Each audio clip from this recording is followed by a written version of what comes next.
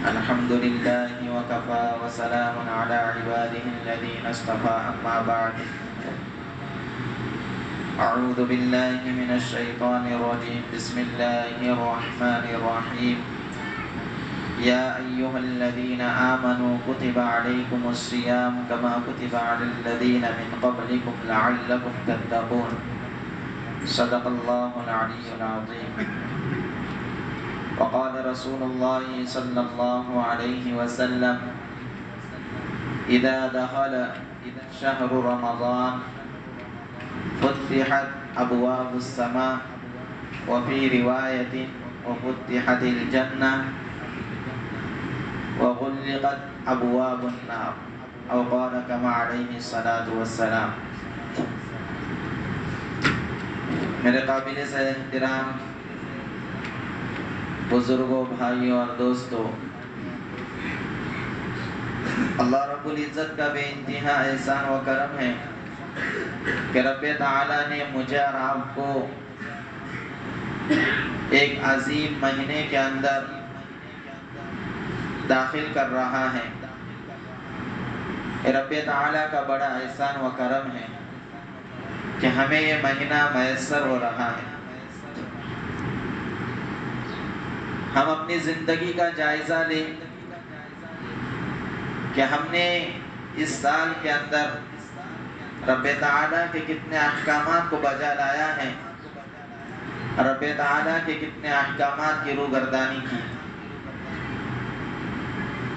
اور پھر سے ہمیں ایک بار یہ مبارک مہینہ عطا ہو رہا ہے. ہم اپنی زندگی کا جائزہ لیں کہ ہم نے اس سال کون سے نیک اعمال کیے اور کون سے گناہوں کی طرف راغب ہوئے. اللہ کا احسان و کرم ہے کہ رب تعالیٰ نے ہمیں یہ مہینہ عطا کیا ہے. ایسے کتنے ہمارے دوست و احباب تھے، کتنے ہمارے ساتھ اٹھنے بیٹھنے والے ساتھی تھے جو ہمارے ساتھ چلتے تھے، ہمارے ساتھ بیٹھتے تھے، ہمارے ساتھ اٹھتے تھے، جو ماقبل کے رمضان میں ہمارے ساتھ تھے، لیکن اب وہ ہمارے ساتھ نہیں. اللہ کا احسان و کرم ہے کہ رب تعالی ہمیں اس مہینے کے لیے چن رہا ہے. یہ بڑا عظیم ترین مہینہ ہے، یہ بہت بابرکت مہینہ ہے. اس ماہ مبارک کے کئی نام بتلائے جاتے ہیں. اسے ماہ رمضان بھی کہا جاتا ہے، اسے ماہ صبر بھی کہا جاتا ہے، اسے ماہ مواسات بھی کہلایا جاتا ہے، ہمدردی کرنے کا مہینہ، اور اسے ماہ وسعت رزق بھی کہا جاتا ہے. رب تعالیٰ نے کلام مجید کے اندر اس مبارک مہینے کے تعلق سے فرمایا ہے یا ایھا الذین آمنوا کتب علیکم الصیام کما کتب علی الذین من قبلکم لعلکم تتقون. کہ ایمان والو، ہم نے تم پر روزوں کو فرض کر دیا ہے. کتب علیکم الصیام کما کتب علی الذین من قبلکم، جیسے کہ تم سے پہلی امتوں پر فرض کر دیے گئے تھے. لعلکم تتقون، ان روزوں کا کیا فائدہ ہے؟ تاکہ تمہاری زندگی کے اندر تقوی آ جائے، تمہاری زندگی کے اندر اللہ کا خوف آ جائے، تمہاری زندگی کے اندر اللہ کا ڈر آ جائے. ماقبل کی امتوں کے اندر بھی روزے فرض تھے، لیکن ان کے روزوں کی تعداد مختلف تھی، ان کے روزوں کی نوعیت الگ تھی، اور اس امت کے روزوں کی نوعیت الگ ہے، تعداد الگ ہے. بعض قوموں کو 2 روزے عطا کیے گئے، اور بعض قوموں کے انبیاء ایک دن روزہ رکھتے تھے اور ایک دن افطار کیا کرتے تھے، اور بعض ہمیشہ روزہ رکھنے والے تھے.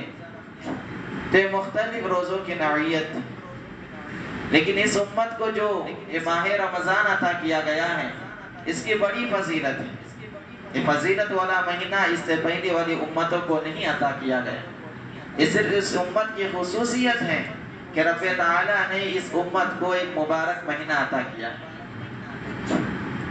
ایسا مبارک مہینہ ہے کہ جس کے تعلق سے اللہ کے نبی صلی اللہ علیہ وسلم نے فرمایا ہے کہ اذا دخل شہر رمضان، کہ جب رمضان المبارک کا مہینہ آتا ہے، فتحت ابواب السماء وفی روایت فتحت ابواب الجنہ، کہ روایتوں کے اندر آتا ہے کہ آسمانوں کے دروازے کھول دیے جاتے ہیں، اور ایک روایت کے اندر ہے کہ جنت کے دروازوں کو کھول دیا جاتا ہے. وغلقت ابواب النار، اور جہنم کے دروازوں کو بند کر دیا جاتا ہے. یہ کوئی معمولی بات نہیں ہے کہ رب تعالی جنت کے دروازوں کو کھول رہا ہے اور جہنم کے دروازوں کو بند کر رہا ہے. اس حدیث کے جملے سے اس کی اہمیت، اس کی فضیلت اور اس کی تکریم کا پتہ چلتا ہے، اس کی تعظیم کا پتہ چلتا ہے کہ کتنا بابرکت مہینہ ہے. اور اس کے تعلق سے آتا ہے کہ ان ایام کے اندر، رمضان المبارک کے اندر، مبارک ایام کے اندر رب تعالی دعاؤں کو رد نہیں کرتا ہے، دعاؤں کو رد نہیں کرتا ہے. آپ دیگر عبادتوں کو دیکھیں، نماز کا تعلق ہے، نماز وقتیہ ہے، مختلف اوقات میں نماز ادا کی جاتی ہے، مختلف اوقات میں یہ عبادت انجام دی جاتی ہے. اسی طریقے سے حج بیت اللہ ہے، حج بیت اللہ بھی مخصوص دنوں کے اندر ادا کیا جاتا ہے، اس کے ارکان ادا کیے جاتے ہیں.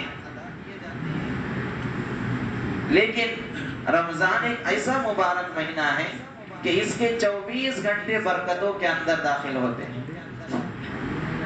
اس کا مکمل وقت عبادت کے اندر شمار کیا جاتا ہے.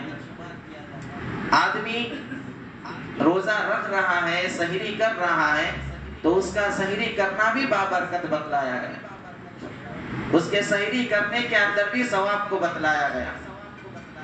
اب سحری کرنے کے بعد جو ایام جو اوقات کو گزار رہا ہے، جو اوقات کو گزار رہا ہے، چاہے ذکر و اذکار کر رہا ہو، تلاوت کلام اللہ کر رہا ہو، کسی کو اچھی بات بتلا رہا ہو، اپنے کاروبار میں مشغول ہو، اپنے کاروبار کو صحیح نہج کے ساتھ کر رہا ہے،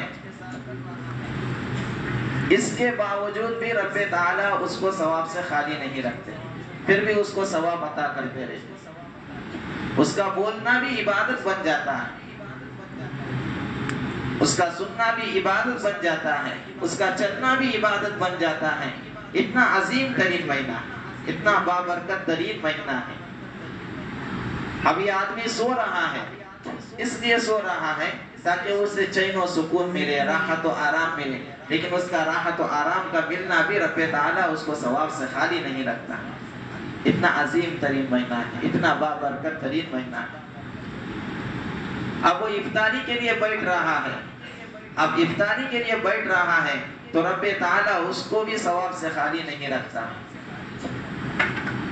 حدیث مبارکہ کے اندر آتا ہے کہ افطار کے وقت کی دعا کو، افطار کی دعا کی قبولیت کے اندر آدمی کو ذرہ برابر بھی شکوک و شبہات نہیں رہنا چاہیے، کیونکہ افطار کے وقت کی دعا رب تعالیٰ قبول فرماتا ہے.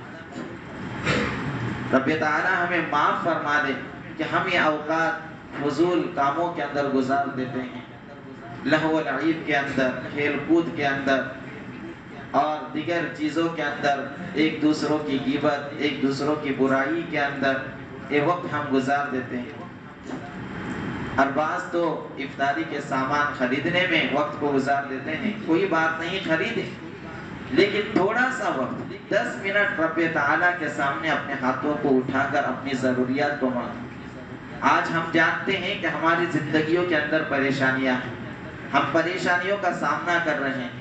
کوئی کاروبار کے اعتبار سے پریشان حال ہے، کوئی گھر بار کے اعتبار سے پریشان حال ہے، کوئی روزی روٹی کے اعتبار سے پریشان حال ہے، کوئی قرضوں کے بوجھ کے اعتبار سے، کوئی بیماری کے اعتبار سے پریشان حال ہے. تو یہ وقت ایسا ہوتا ہے جو رب تعالیٰ سے مانگنے کا وقت ہوتا ہے. خاص کر 2 وقتوں کی دعا رد نہیں ہوتی، ایک افطار کے وقت کی دعا اور ایک سحری کے وقت کی دعا. افطار کے وقت کی دعا کے تعلق سے ایک روایت کے اندر آتا ہے کہ رب تعالیٰ اپنے عرش کے اٹھانے والے فرشتوں سے فرماتے ہیں کہ عرش کے اٹھانے والے فرشت اپنے کاموں کو چھوڑ دو، اپنی عبادتوں کو چھوڑ دو، اور فرشتوں میں اعلان کر دو کہ جو جو جن عبادتوں کے اندر مصروف ہیں وہ ان ساری عبادتوں کو چھوڑ دیں اور افطار کے وقت جو دعا کر رہا ہے اس کی دعا کے اوپر آمین کہیں۔ کتنی بڑی فضیلت ہے۔ ہر فرشتہ اپنی مخصوص عبادت کے اندر مصروف ہے، کوئی قیام کی حالت میں، کوئی رکوع کی حالت میں، کوئی اعتدال کی حالت میں، کوئی سجدے کی حالت میں، کوئی تشہد تحیات کی حالت میں بیٹھا ہے۔ ہر فرشتہ اپنی عبادت کے اندر مشغول ہے، لیکن اس کے باوجود رب تعالیٰ فرماتا ہے اعلان کر دو کہ اپنی عبادتوں کو چھوڑ دیں اور افطار کے وقت جو دعا کر رہا ہے اس کی دعاؤں کے اوپر آمین۔ جب فرشتے آمین کہے تو ایسی دعاؤں کے قبول ہونے کے اندر کیا تردد ہو سکتا ہے۔ اور دوسری چیز ہوتی ہے سحر کے وقت کی دعا۔ سحر کے وقت کی دعا کے تعلق سے روایتوں کے اندر آتا ہے کہ رب تعالیٰ جب رمضان المبارک کا مہینہ شروع ہوتا ہے تو ہر رات ایک فرشتے کے ذریعے سے اعلان کرتا ہے، ینادی منادی، کہ ایک فرشتہ ہمیشہ پوری رات بھر اعلان کرتے رہتا ہے کہ ہے کوئی خیر کا طالب کہ جسے رب تعالیٰ خیر عطا کرے، اے خیر کو چاہنے والے خیر کی طرف رغبت کر لے، اور اے شریر اور شر مچانے والے فساد مچانے والے اپنے شر سے باز آ جا، رب تعالیٰ تجھے معاف کرنے کے لیے تیار ہے کوئی رزق وسعت رزق کا طالب کہ اس کے رزق کو وسیع کیا جائے، ہے کوئی مغفرت چاہنے والا کہ جس کی مغفرت کر دی جائے، ہے کوئی پریشان حال کہ اس کی پریشانیوں کو دور کیا جائے۔ یہ اعلان مکمل رات میں ہوتے رہتا ہے، لیکن رب تعالیٰ ہمیں معاف کرے کہ ہم اس اعلان کے وقت سوئے پڑے رہتے ہیں، اور جب سحر کا وقت ختم ہونے میں 10 یا 15 منٹ باقی ہوتے ہیں اس وقت ہم اٹھتے ہیں اور جلدی جلدی سحری کر لیتے ہیں اور سحری سے فارغ ہوتے ہیں۔ معاف کریں، بعض ہمارے بھائی وہ ہوتے ہیں جو منادی مسجد سے اعلان کرتا ہے اس کے بعد بھی کھاتے رہتے ہیں، جب تک اذان نہ ہو اس وقت تک ہم نوش و تناول کرتے رہتے ہیں۔ یاد رکھیں کہ روزے کی نیت، فرض روزے کی نیت رات میں کرنا فرض ہے۔ ہم رمضان کے روزے کی نیت جب بستر پر جائے، رات میں بستر پر جائے، سونے کے لیے چلے جائے تو سونے سے پہلے روزے کی نیت کریں، کیونکہ نیند کا کوئی بھروسہ نہیں ہے، ہمیں نیند آ جائے گی، نیند کا غلبہ طاری ہو جائے گا اور صبح صادق کے بعد ہماری آنکھ کھل جائے، اس میں کوئی دو راہ نہیں ہے کہ بس اوقات نیند کا غلبہ ہو جاتا ہے۔ اس لیے ضروری ہے کہ ہم رات میں سونے سے پہلے روزے کی نیت کریں۔ اب ہم اپنی زبان میں کریں یا مخصوص نیتیں جو کتابوں کے اندر آتی ہیں اس کے ذریعے سے نیت کریں، جس سے بھی نیت کرنا ممکن ہو اپنی زبان کے اندر نیت کر لیں، لیکن رات میں سونے سے پہلے نیت کریں۔ اس کا سب سے بڑا فائدہ یہ بھی ہے کہ اگر ہماری نیند کی حالت میں موت آ جائے تو گویا کہ ہم روزے کی نیت کے ساتھ رب تعالیٰ کے پاس جا کر مل رہے ہیں۔ لہٰذا اس بات کی کوشش کریں کہ ہم رات میں سونے سے پہلے روزے کی نیت کریں، اور اس نیت کے اندر اس بات کا دھیان رکھیں کہ صبح صادق سے پہلے ہمیں روزہ رکھنا ہے۔ مسجد سے جو اعلان کیا جاتا ہے کہ روزے کا وقت، سحری کا وقت ختم ہو چکا ہے، ایک انتہائی آخری وقت میں اعلان کیا جاتا ہے، لہٰذا ہم اس اعلان کے اوپر اپنا کھانا پینا چھوڑ دیں، ہم یہ سمجھ لیں کہ اب وقت ختم ہو چکا ہے، اب کھانے پینے کی بالکل گنجائش نہیں۔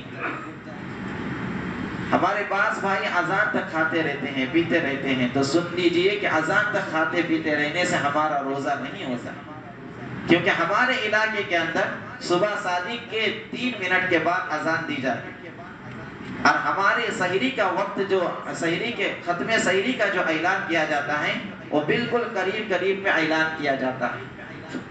لہٰذا اس بات کو ذہن نشین کر لیجئے، خوب اچھی طریقے سے سمجھ لیجئے کہ ہمیں منادی کے اعلان پر مسجد سے اعلان ہونے پر اپنے کھانے پینے کو بند کر دینا چاہیے، اور ہو سکے تو اس سے پہلے پہلے ہم فارغ ہو جائیں، اس سے پہلے پہلے فارغ ہو کر مسجد میں چلے آئیں، اور ہو سکے تو صبح صادق سے پہلے پہلے آ کر یہاں پر ہم تہجد کی نماز پڑھ لیں، اور رب تعالیٰ کے سامنے 10 منٹ ہاتھوں کو اٹھا کر اپنی ضروریات کو مانگے، اپنے حالات کو بیان کرے، اپنی پریشانیوں کو رب تعالیٰ کے سامنے رکھے، اور خاص کر سے ملک کے حالات کے لیے دعائیں کرے۔ ملک کے جو حالات اس وقت گزر رہے ہیں، ملک کے حالات جو اس طریقے سے ہو رہے ہیں، اس کے لیے رب تعالیٰ سے دعا کرے کہ رب تعالیٰ ملک کے حالات کو سازگار بنائے، امن و امان کے ساتھ ہر انسان یہاں پر زندگی بسر کرے، اس کے لیے دعائیں۔ اور بھی مختلف چیزیں ہیں، رب تعالیٰ سے دعا کرتا ہوں کہ ان قلیل باتوں کے اوپر ہمیں عمل کرنے کی توفیق عطا فرمائے۔ آمین وآخر دعوانا